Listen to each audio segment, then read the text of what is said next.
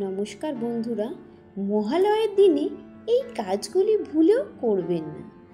কোন কাজগুলি করা উচিত? পিতৃপক্ষে শেষ হয়ে দেবীপক্ষে শুরুর দিনটিতে পিতৃপুরুষের উদ্দেশ্যে গঙ্গায় তর্পণ করবেন।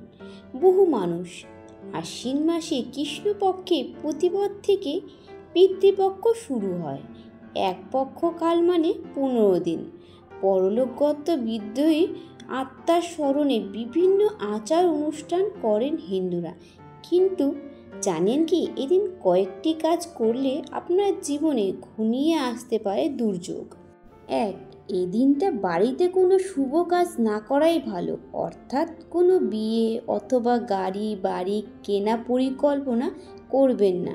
2, আবার এদিন খোর অর্থাৎ চুল দাড়ি কাটা উচিত নয়, তবে যিনি তর্পণ করবেন এটা কেবল তার ক্ষেত্রে প্রযোজ্য। পাশাপাশি ধূমপান কিংবা মদ্যপান করা চলবে না। 3, এদিন আমিষ খাবেন না, নিরামিষ খাবেন। প্রিয়জনের ছবির সামনেও আমিষ খাবার দেবেন না। কাউকে ধার দেবেন না, মাটিতে গর্ত খুঁড়বেন না। 4, খেয়াল রাখবেন আজ যেন কোনো ভিক্ষুক খালি হাতে না ফিরে যান।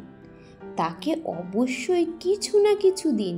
সেই সঙ্গে গরিব মানুষদের বস্ত্র বা খাদ্য দান করলেও তা শুভ বলে ধরা হয়। মহালয়ে কোন কোন কাজ অবশ্যই করা উচিত? 1, ভোরবেলায় এদিন ঘুম থেকে উঠে পড়ুন। 2, পিতৃপুরুষের উদ্দেশ্যে তর্পণ যারা করবেন তারা অবশ্যই ধুতি পরবেন।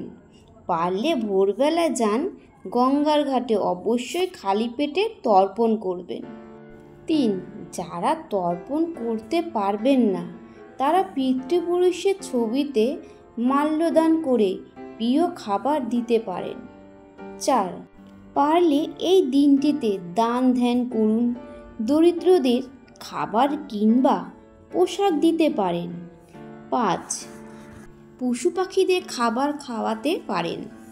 6, বিষ্ণুর নাম জপ করতে পারেন। এছাড়া রামায়ণ মহাভারত অথবা গীতা পাঠ করতে পারেন।